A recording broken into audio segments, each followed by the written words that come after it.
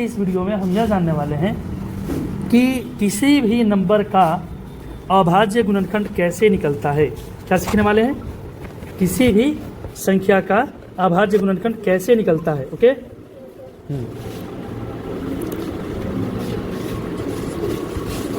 अभाज्य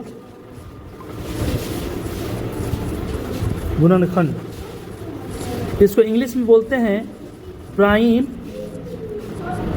factorisation.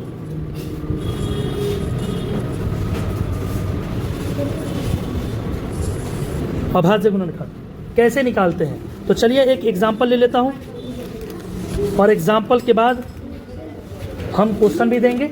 Example को मैं समझा दे रहा हूं। चलिए एक एग्जाम्पल लेता हूं, जैसे 40। क्या है ये? 40 का अभाज्य का गुणनखंड करना है। 40 का अभाज्य गुणनखंड निकालें। सवाल ऐसे रहेगा, इंग्लिश में अगर सवाल हो तो ऐसा हो सकता है, ठीक है। Find the prime factorization of 40। तो हम बनाएंगे कैसे? चलिए बनाने की शुरुआत करते हैं, ठीक है। हल यानी कि सॉल्यूशन 40 ऐसे लिखेंगे और सबसे पहले हम 2 से ट्राई करेंगे कि 2 से कटने के बाद यह आता कितना है। इधर हम रफ करेंगे, 2 से कटाएंगे 40 को, 2 दूनी 4 और ये 0 सीधे आके नीचे उतरेगा, तो 2 में 0 से गुना करेंगे, 0 आके कट जाएगा। आंसर क्या आ गया? 20। ऐसे फिर 2 से सोचेंगे, 2 से लगाएंगे, कटाएंगे, कट जाएगा, फिर रफ करेंगे हम। ओके, फिर हम दूसरा रफ करेंगे। 2 से कटाना है 20 को, 2 एकम 2, ये ख़त्म हो जा रहा है और ये 0 डायरेक्ट यहाँ उतरेगा। 2 0 में गुना करेंगे, इसमें और इसमें 0 आएगा और ऐसे कटा लेंगे। डिवाइड करना है, डिवीज़न करने के बाद 10 आया तो 10 हम यहाँ पे लिखेंगे। फिर 2 से कटाएंगे, यहाँ पे 2 पंचे 10 होता है, लिख लेंगे। अब तो 2 से नहीं कटेगा, अब तो 2 से नहीं कटेगा, 2 के टेबल में नहीं है, कहीं भी नहीं है। तो अब हम देखेंगे 3 से कटाने की कोशिश करेंगे।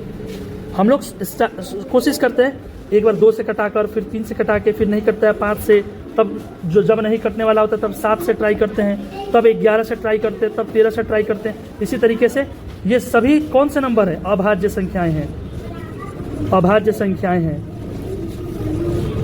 यानी कि प्राइम नंबर्स हैं। तो हम अभाज्य गुणनखंड निकालने के लिए हम लोग अभाज्य संख्याओं का ही प्रयोग करते हैं। तो हमने देखा कि 2 से तो ये कट नहीं रहा, तो अब हम 5 से ट्राई करेंगे। 5 एकम 5। जैसे ही यहाँ पर 5 आ जाए, जैसे यहाँ पर 5 आ जाए, ठीक है, सॉरी 1 आ जाए लास्ट में, तब अब कटाना छोड़ देंगे और इन सारी संख्याओं को, ये जो दिख रहा है ना आपको, ये 1 भी, ये सारी संख्याओं को मल्टीपल के फॉर्म में लिख लेंगे।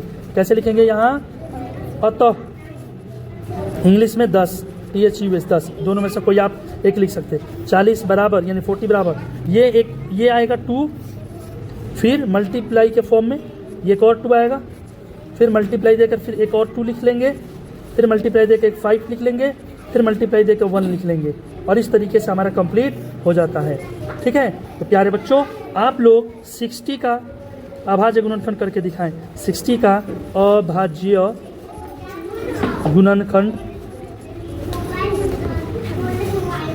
प्राप्त करें। एक ये सवाल होगा, दूसरा जो सवाल होगा, ठीक है, वो 70 के लिए होगा, तीसरा जो सवाल होगा वो 100 के लिए होगा, चौथा जो सवाल होगा वो 144 के लिए होगा और पांचवा जो सवाल होगा वो 500 के लिए होगा। 70 का अभाज्य गुणनखंड यानी कि प्राइम फैक्टराइजेशन